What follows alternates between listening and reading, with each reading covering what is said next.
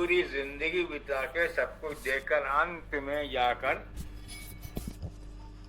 अरण्यक अंत में बैठ के जीवन के बारे में सोचते हुए जो सारांश निकलता है उपनिषद। उपनिषद से बड़ा विजडम दुनिया में ही नहीं कहीं। आज ये रिचर्ड्स नाम का एक अंग्रेज था, तो इंडिया की बहुत बातें पढ़ता था, लखनऊ यूनिवर्सिटी आया, उससे पूछा आपको इंडिया के बारे में सबसे ज्यादा इम्प्रेस क्या करते हो? उसने कहा मुझे उपनिषद की बराबर चीज दुनिया में कहीं नहीं दिखी। सच बात यह है, उपनिषद। अब गीता क्या है? सर्वोपनिषदो गाओ दुग्धा गोपाल नंदन पार्थो वत्स सुधीर भोक्ता दुग्धम गीता मृतम महत्। सब उपनिषद एक गाय बन गए। उस गाय को दुहने वाले आदमी का नाम है कृष्ण। उससे जो दूध निकल रहा है वो है गीता का अमृत, और पीने वाला बछड़ा जो है उसका नाम है अर्जुन। सर्वोपनिषदो गावो दुग्धा गोपाल नंदन पार्थो वत्स सुधीर भोक्ता दुग्धम गीता अमृतम महत्। ये हो गया। आप लोगों ने शायद कभी सुना, किसी का नाम ओपेनहाइमर का नाम मालूम ने सुना कि नहीं सुना? एटम बम बनाने वालों में से। उसके जो टेबल होता था उसमें जो दरवाजे होते हैं ना, उसके अंदर से ड्रॉर में रखने के ड्रॉयर, किसी ने जाके उससे पूछा ओपेनहाइमर से एटम बम क्या है, तो उसने ड्रॉयर निकाला,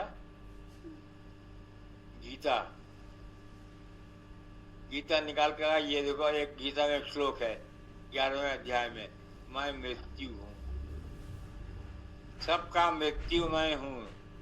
ये है एटम बम। और जब एटम बम एक्सप्लोड हुआ, आपने क्या देखा? अमेरिका में दक्षिण की तरफ एक प्रांत है जिसका नाम है सांता फे। सांता फे में एक मैदान में मेक्सिको के पास है, वहां पर एक्सप्लोड हुआ था। तो देखा था इसने। तो जब इसको एक्सप्लोड करते देखा, अपने आपको क्या लगा?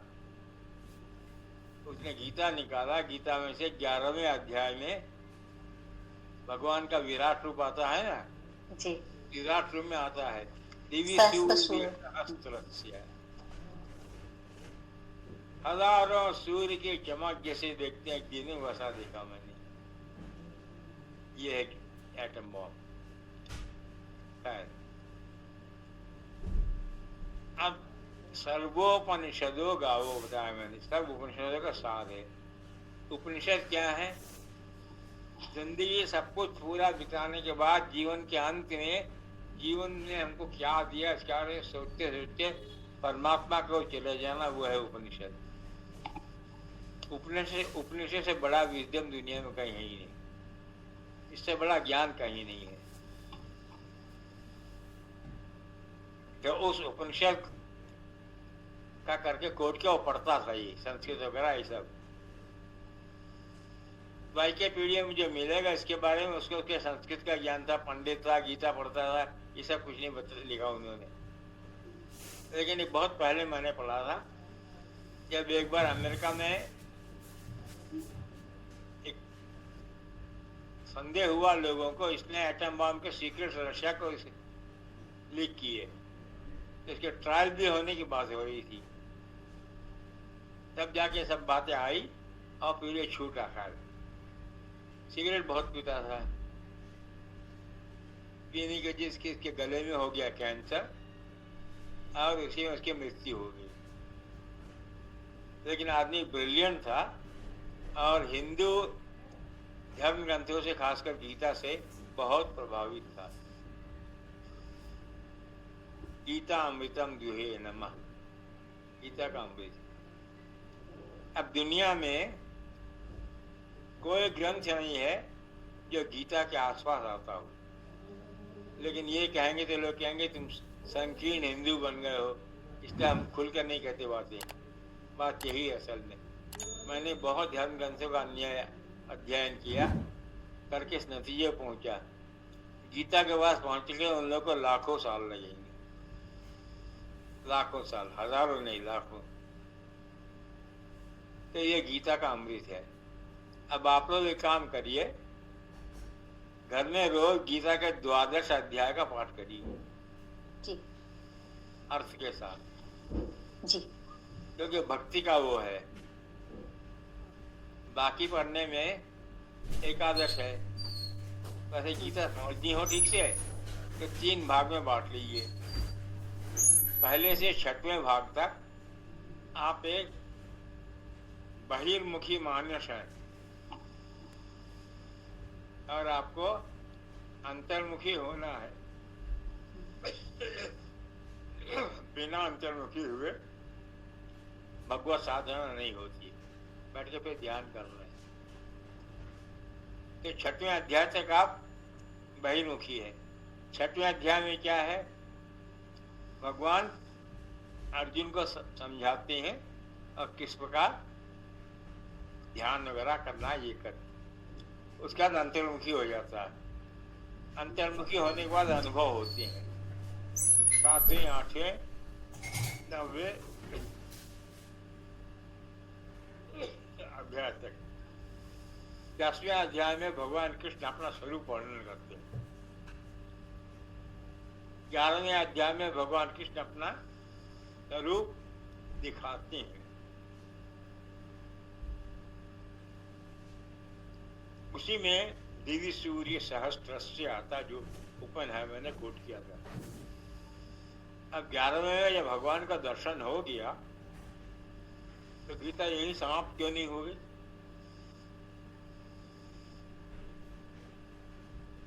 गीता इसलिए समाप्त नहीं हुई,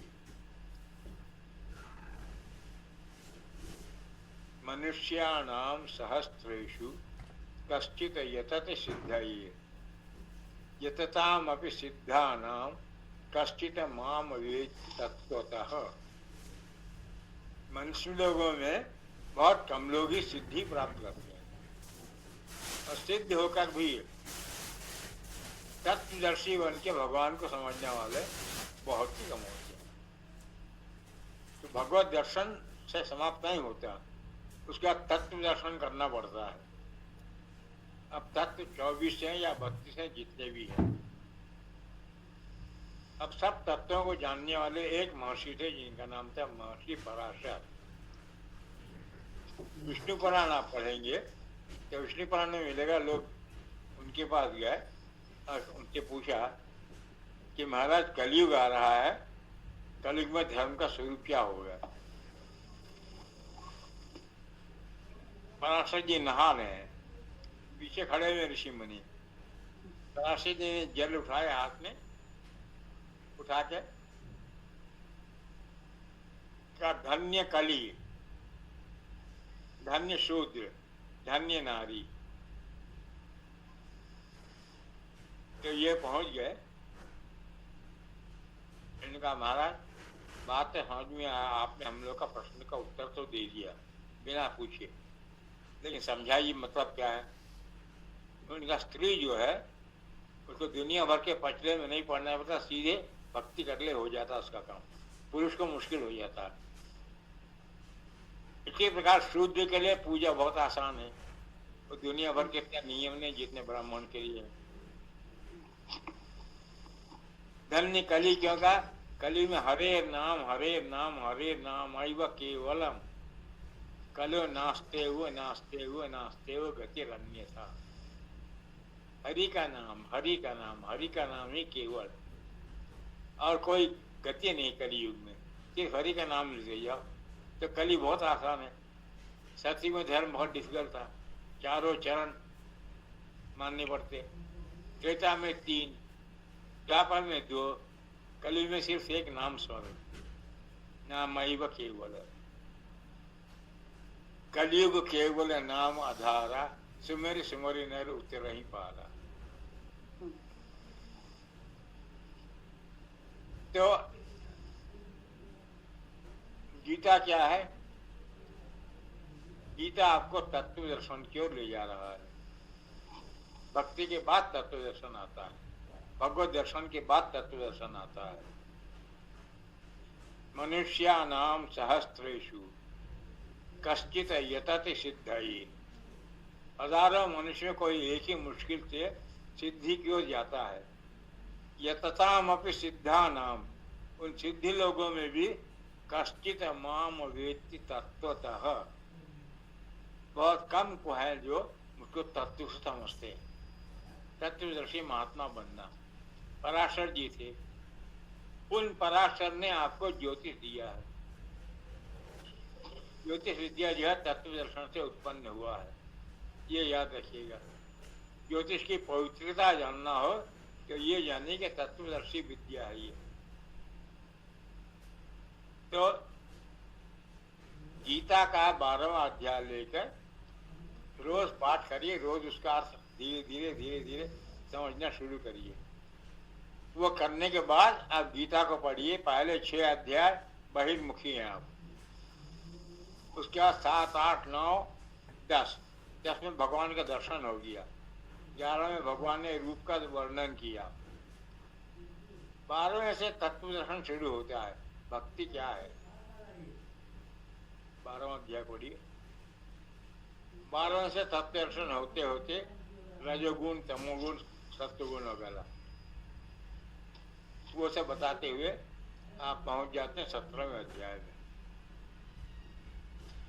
18वें अध्याय पहुंचने के बाद सबका सार मिल जाता है एक जगह, और उस सार में सब कुछ होने के बाद अंत में संजय क्या कहता है? धृतराष्ट्र को सुना रहा है ना गीता जी। संजय कहता है सब कुछ देखने के बाद हे राजन, मैं अब एक बात मेरा दृढ़ विश्वास हो गया, यत्र योगेश्वर कृष्ण, कृष्ण, यहाँ ये कृष्ण है, यहाँ पार्थ है, ये अर्जुन है। तत्र श्री विजय भूति ध्रुवा नीति मति मम, वहीं पे विजय, वहीं पे नीति, वहीं पे सब कुछ है। कृष्ण अर्जुन जहाँ वहाँ सब कुछ है। ये है गीता। तो खैर आपने अच्छा किया गीता पाठ करते जाइए, घर में भी डेली रोज करिए, ठीक है जी। धन्यवाद।